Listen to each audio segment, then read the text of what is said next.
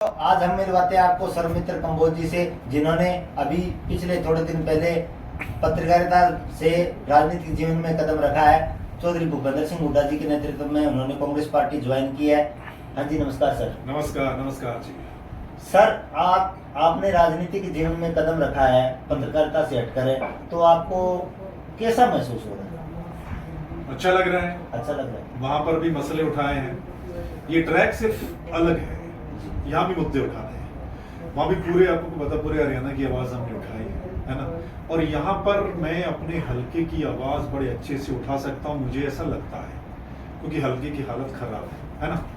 Track दूसरा, आपको पता है, मीडिया को भी चौथा स्तंभ कहा जाता है। आपको पता है ना, लोकतंत्र में मीडिया की भी अपनी एक अहम जगह है। ठीक है, अगर मीडिया सही से काम करता है तो ये लोगों की भलाई के लिए होता है। ठीक है, और यहाँ पर भी सिर्फ ट्रैक दूसरा है, राजनीति जो है, अदरवाइज मसले यहाँ पर भी उठाने हैं और विधानसभा में उठाने का मौका मिलेगा। अगर यहाँ की जनता चुन के भेजेगी तो विधानसभा में साल के मुद्दे भी उठाने हैं, मसले उठाने हैं और उनका हक भी लेकर आना है। आपने रानिया को क्यों चुना?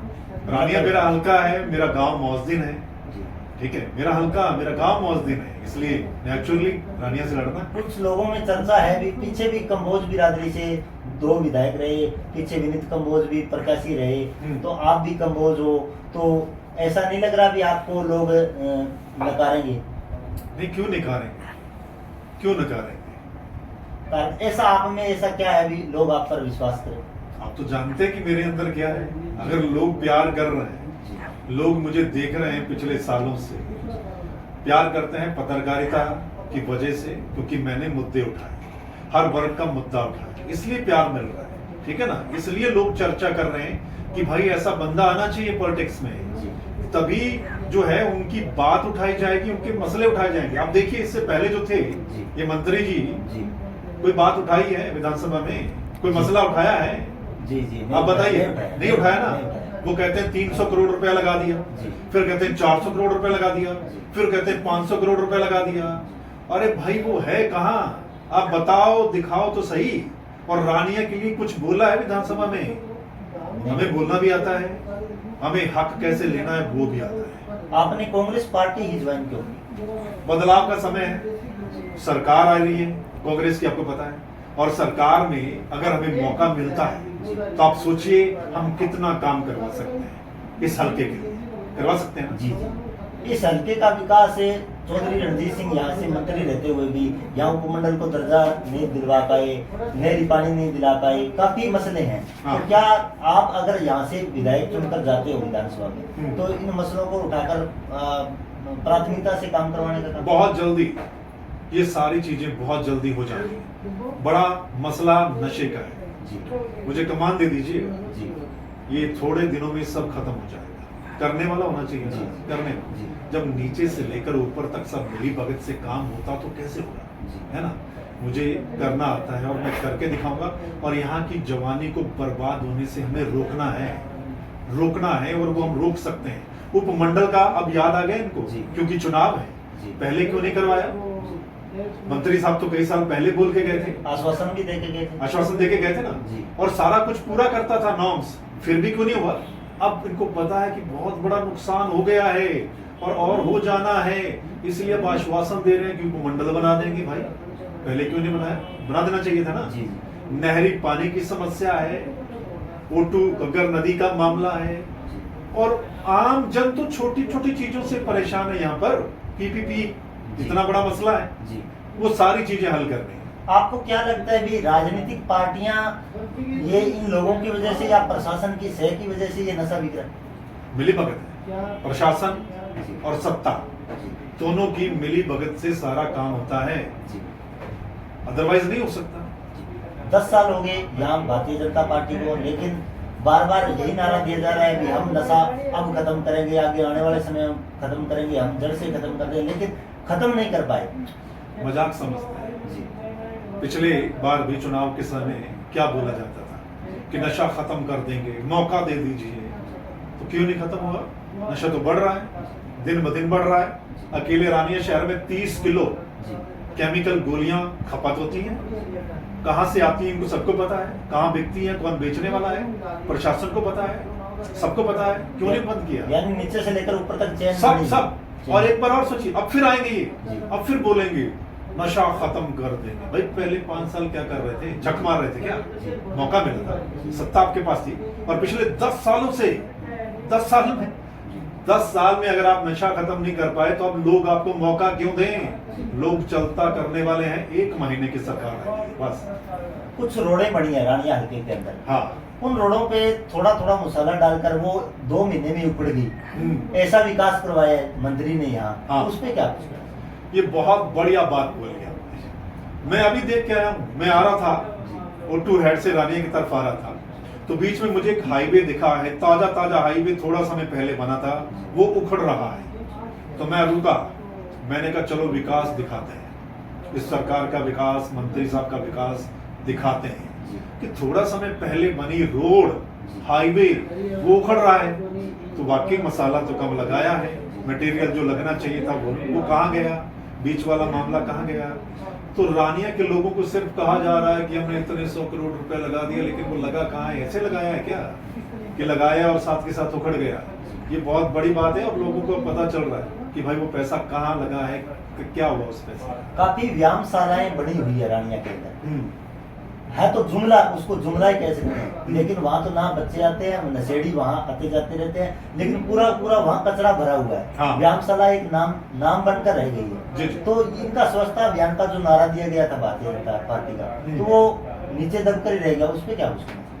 ये बिल्कुल आपने बात ठीक की है। मैं पीछे जो स्टोरी करके गया था ना नशे पे, उसमें स्टेडियम, जो रानिया का स्टेडियम है, मैं स्पेशल वहाँ एक स्टोरी करके गया था। उस स्टेडियम में, स्टेडियम हॉल की, कि वो खिलाड़ियों का जगह नहीं है, वो नशा करने वाले वहाँ हमेशा रहते हैं। वहाँ जो सिरिंज होती हैं वो पड़ी हैं, उनकी गोलियों के रैपर, बहुत कुछ, और वहाँ जितना सामान लगा हुआ था सब उखाड़ कर वो ले गए हैं। खिलाड़ी क्या करेंगे बेचारे, जब वो अड्डा ही किसी और चीज का बन गया और इनको पता नहीं है भाई किस लिए वो स्टेडियम बनाया था। खिलाड़ियों के लिए स्टेडियम आप बना रहे हैं और वो अड्डा किसी और चीज का बन गया, सब पता है प्रशासन को, फिर भी कोई कार्रवाई नहीं।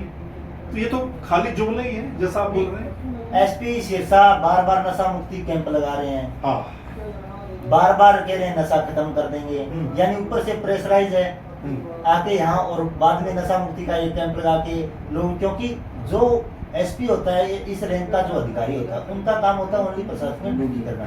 नशा मुक्ति का काम तो ये करना, या ये आपके कैंप वगैरह लगाना, ये तो एक नेता का काम होता है। क्या प्रशासन यही काम करता रहेगा? उसको क्या? देखो कैंप लगाने से क्या होगा, मैं ये देख रहा हूँ कि अब तो जो राहगिरी प्रोग्राम होता है, साइकिलिंग वाइकलिंग बड़ी होती है, उससे क्या होता है भाई, नशे को जाके रोको, जहाँ से बिक रहा है, कौन लोग बेच रहे हैं उनको पकड़ो ना, यानी गुमराह किया उनको जा रहा रोको। ये तो दिखावा है, इस पे करोड़ों रुपया खर्च किया जा रहा है, सरकार इस पे करोड़ों रुपया खर्च कर रही है। ये जो राहगिरी कैंप, इसका फायदा क्या भाई? ये दिखावा है, जनता का पैसा खराब किया, जनता का पैसा, ये जनता का पैसा है जो खराब किया जा रहा है। जहाँ जड़ मूल है उसको पकड़ो ना, वहां तो कुछ होना नहीं है। अच्छा, आपके यहाँ कांग्रेस पार्टी में 15 से लेकर 20 कैंडिडेट है, दावेदार है। दावेदारी हर आदमी जो जता रहा है, जतानी भी चाहिए, आप भी जता रहे हो, तो आप उनसे हटकर ऐसा क्या करोगे ताकि जनता आप पे विश्वास करे? ये अच्छी बात है कि इतने दावेदार हैं, इसका मतलब है साफ कि सरकार आ रही है, तो दावेदारी तो कोई भी कर सकता है। नहीं, कोई हुडागुट से है, कोई शेरजागुट से है, ये गुट भी बने हुए हैं, क्या फूटता का माहौल है कांग्रेस में? कोई बात नहीं, ऐसी कोई बात नहीं। जब बड़ी पार्टी होती है तो कोई कहीं से भी आ सकता है, चुनाव लड़ने की इच्छा कर सकता है, अप्लाई कर सकता है, अच्छी बात है। लेकिन आपको पता है कि लोग मेरे को बहुत जानते हैं, मानते भी हैं, और उनको सब पता है ये शख्स कौन है, करने वाला है या सिर्फ बातें करने वाला है। इसलिए लोग चर्चा भी कर रहे हैं, विश्वास भी कर रहे हैं, प्यार भी कर रहे हैं, बुला भी रहे हैं और मौका भी दे रहे हैं। मुझे तो लग रहा है आप गांव-गांव जा रहे हो, किन नीतियों को लेकर जा रहे हो? मुद्दों की, सीधे मुद्दों की बात। क्या मुद्दे? ये जो आपने अभी कहा नशा, उपमंडल नहीं बना, पानी की समस्या, लोगों को पीने वाला पानी ठीक नहीं, नीचे वाला खराब हो गया, नहरी पानी नहीं, ये तो बेसिक चीज है, ये तो हो जाना चाहिए था ना। 10 साल से सरकार इनकी है, ये नहीं हुआ। तो मैं तो मुद्दों की बात करता हूँ, मैं जुमले नहीं करता। और नेता आएंगे जुमले फेंक के चले जाएंगे, मैं जुमलों की बात नहीं करता, मैं सीधा पॉइंट की बात करता हूँ कि ये चीजें हैं, इन चीजों को दुरुस्त करना है और हक का हक लेके आना है। मैं सिर्फ अपनी बात नहीं करता, मैं लोगों की बात सुनता भी। क्या आप बताइए, ठीक है, वो मुझे बताते हैं, बड़े अच्छे से बताते हैं तो उनको लगता है कि भाई ये बंदा ठीक है, ये हमारी बात भी सुनता है और सही तरीके से बात रख के कहता है। कुछ दावेदारों ने कांग्रेस पार्टी की यात्राएं निकाली है, हाँ। कुछ निकाल रहे हैं, कोई जलसा कर रहा है, कोई सम्मेलन कर रहा है, कोई अभी विशाल वर्मा ने पिछड़ा वर्ग सम्मेलन किया चक्का में। तो आप ही ऐसा कुछ कोई रैली, कोई जलसा या कोई सम्मेलन करने जा रहे हो? देखो अलग अलग सभी का एक आप कह लीजिए एक तरीका है लोगों के बीच में जाने का। अच्छी बात है, सब पार्टी के लिए जा रहे हैं, है ना, कर रहे हैं कुछ, अच्छी बात है। मैं लोगों की सीधा इंटरेक्ट कर रहा हूँ, सीधा लोगों से इंटरेक्ट करके सीधा वन टू वन के साथ बातचीत कर रहा हूँ। और जो मैंने तो लोगों को कहा है कि जब आप बुलाएंगे, मैं वो नेता नहीं हूँ कि मैं अपनी तरफ से प्रोग्राम रख दूँ और आऊँ और 10 मिनट का भाषण देकर निकल जाऊँ, ऐसी बात नहीं। मैं जो भी मुझे फोन कर रहे हैं सभी लोग प्यार से बुला रहे हैं कि आपका वेलकम करेंगे, आप आइए, सिर्फ आइए। आपको पहले सिर्फ टीवी पे देखते थे, अब आप हमारे यहाँ आए तो हम आपसे मिलना चाहते हैं। तो मैं तो उनको बोलता हूँ कि जब आप बुलाएंगे, आप बताइए कितने बजे आना है, किस दिन आना, मैं तो उसी समय पहुंच जाऊंगा और आपको पूरा टाइम दूंगा। ये नहीं कि मुझे आधे घंटे में अगले गांव में निकलना, नहीं, मैं थोड़े काम कवर कर लूंगा एक दिन में, लेकिन मैं आपके साथ पूरा टाइम लगा के आपकी बात भी सुनूंगा और अपनी बात भी करूंगा। कुछ लोग ये भारतीय जनता पार्टी के धर्म की राजनीति करते हैं, पीछे राम मंदिर का मसला लेकर, कभी गायों का मसला लेकर हिंदू धर्म को बांटने का काम किया गया, हिंदू मुस्लिम की लड़ाई करवाकर वोट रखने का काम किया। तो आप इसको किस नजर से देखते हो? देखो गलत है, राजनीति और धर्म को एक साथ नहीं जोड़ना चाहिए, ठीक है, ये गलत है। राजनीति में तो अलग है, सब मुद्दों की राजनीति होनी चाहिए, उसमें धर्म कहाँ से आता है। काश हमारे देश में मुद्दों पर राजनीति होने लग जाए। क्या कुछ हुआ है पिछले कुछ सालों में, ये आप अच्छे से जानते हैं, ठीक, उसमें मुद्दे पीछे रह जाते हैं, फिर वो धर्म वाली राजनीति आगे आ जाती है, जो कि ठीक नहीं है।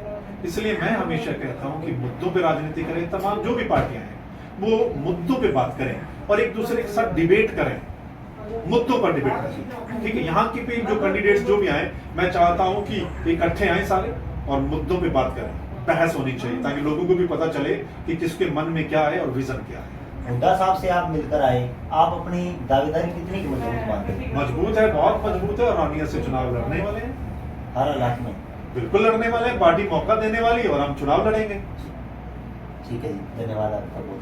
बहुत बहुत शुक्रिया, बहुत बहुत शुक्रिया।